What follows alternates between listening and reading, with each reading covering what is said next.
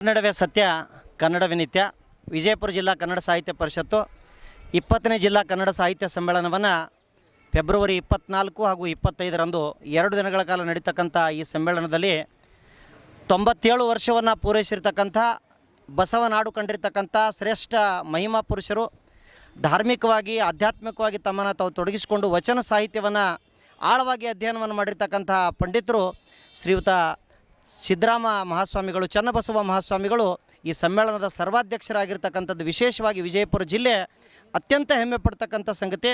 ಚನ್ನಬಸವಣ್ಣನ ಕರ್ಣ ಹಸುಗೆಯನ್ನು ಎಳ್ಳು ಹುರಿದಷ್ಟು ಸುಲಭವಾಗಿ ಹೇಳುವಂತಹ, ಅಲ್ಲಮನ ವಚನಗಳನ್ನು ನಿರರ್ಗಳವಾಗಿ ಹೇಳುವಂತಹ ಭಾವನಾಜೀವಿಗಳು ಯಾರಾದರೂ ಇದ್ದರೆ ಅವರು ಚನ್ನಬಸವ ಮಹಾಸ್ವಾಮಿಗಳು.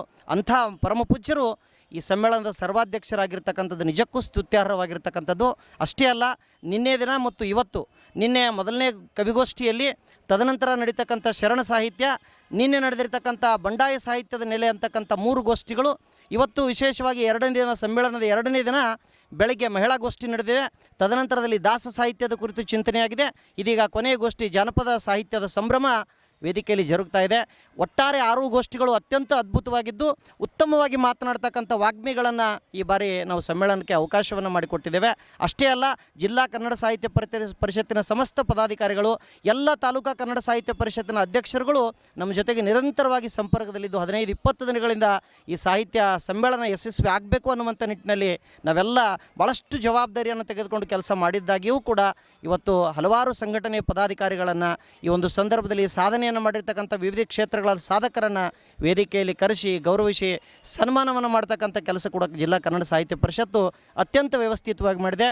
ಅಷ್ಟೇ ಅಲ್ಲ, 2 ದಿನಗಳ ಕಾಲ ಅಕ್ಷರ ಜಾತ್ರೆಯಲ್ಲಿ ಭಾಗವಹಿಸಿರ್ತಕ್ಕಂಥ ಎಲ್ಲರಿಗೂ ಕೂಡ ಅತ್ಯಂತ ಶುಚಿಯಾಗಿರ್ತಕ್ಕಂಥ ರುಚಿಯಾಗಿರ್ತಕ್ಕಂಥ ಊಟೋಪಚಾರದ ವ್ಯವಸ್ಥೆಯನ್ನು ಮಾಡೋದ್ರ ಮೂಲಕ ಎಲ್ಲ ಕವಿ ಮಿತ್ರರಿಗೆ ಒಂದು ಹೊಸ ಅಲೆ ಸಂಪೂರ್ಣವಾಗಿ ಇಡೀ ಜಿಲ್ಲಾ ಕನ್ನಡ ಸಾಹಿತ್ಯ ಪರಿಷತ್ತಿನಾದ್ಯಂತ ನಾವೆಲ್ಲ ತಾಲೂಕುಗಳಲ್ಲಿ ಹೊಸದಾಗಿ 250ಕ್ಕೂ ಹೆಚ್ಚು ಕವಿಗಳನ್ನು, 300ಕ್ಕೂ ಹೆಚ್ಚು ಉಪನ್ಯಾಸಕರನ್ನು ಈ ನಾಡಿಗೆ ಪರಿಚಯಿಸಿರ್ತಕ್ಕಂಥ ಕೀರ್ತಿ ನಮ್ಮ ಜಿಲ್ಲಾಧ್ಯಕ್ಷರಾಗಿರುವಂಥ ಆಸಿಂಪೀರ್ ವಾಲಿಕಾರ್ ಅವರಿಗೆ ಸಲ್ತದೆ.